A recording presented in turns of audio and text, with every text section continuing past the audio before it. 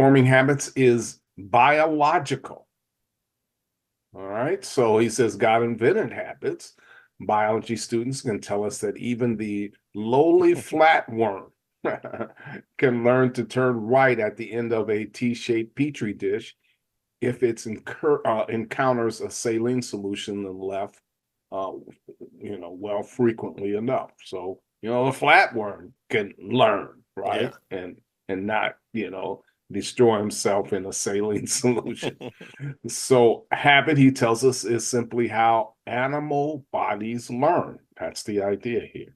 And so he emphasizes bodies, he tells us, because even for the human animal, an enormous percentage of learning happens below the level of the neocortex, right? What does he mean here? Well, he gives us some examples. For instance, throwing a frisbee is a bodily function, right? That happens. We just kind of, learn how to do it by doing it over and over. Tying a necktie, riding a bicycle, recognizing the sound of a clarinet, walking upright, dreading the dentist, right? Tying shoes in the dark, knowing that coffee is brewing, and so on. He says these are all bits of knowledge stored in the body. And so forming habits is biological. It has to do with our body and what our body does. Yeah. When I first moved to our house, I was walking through it at night in one of the first weeks, and I just remember thinking to myself, man, I can't wait until I'm here for a few more months when I don't have to even open my eyes to be able to walk through this place. You can kind of wake up tired without having to fully wake up and traverse, and then you have That's kids and right. you realize that you're going to step on toys, but Yeah, eventually yeah, you it know, doesn't matter. yeah, Yeah. you know where the landmine areas tend to be, so Yeah, that's that's right. That's helpful. right. Yes. Well, humans share this kind of learning with animals. The difference between us, though, and animals is that animals form habits under someone else's directions or happenstance. The Pavlov's dog, the ringing of the bell, salivating over the smell of meat. You take away the meat eventually, and you just have the bell, and that stimulus produces the outcome of salivation. While humans can form habits intentionally as an aid towards long range self governance.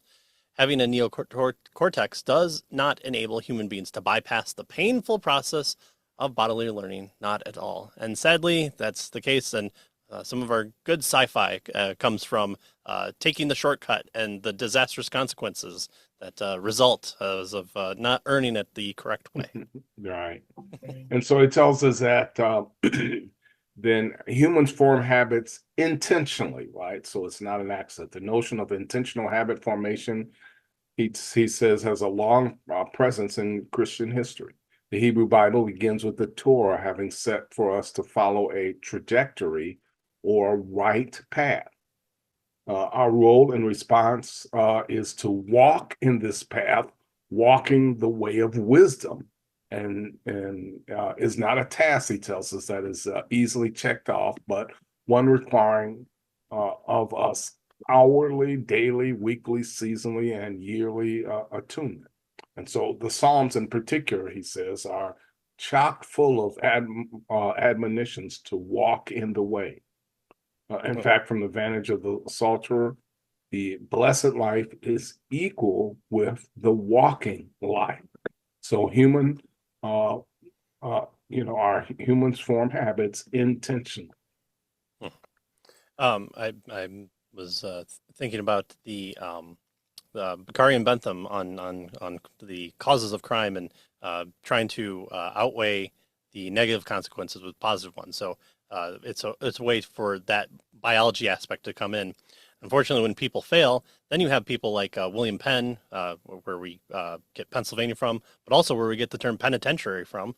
He took the model of prison of just holding and infused it with that type of way of changing habits intentionally, uh, with varying degree of results from him, but maybe a bit too extreme there. But he understood that this attempt to um, change people just through the nature of laws wasn't doing it for prisons, and you had the specific deterrence of taking people out. He wanted to change people, and he knew to do that through changing kind of that moral framework, that moral character. Not just enough to give them jobs; it was to make them meditate on the crime that they had done, It's to learn new behaviors, a model, and of course he was a Quaker, so he had a biblical foundation there to try and change that. But we see that even with Mr. Penn there. Hmm.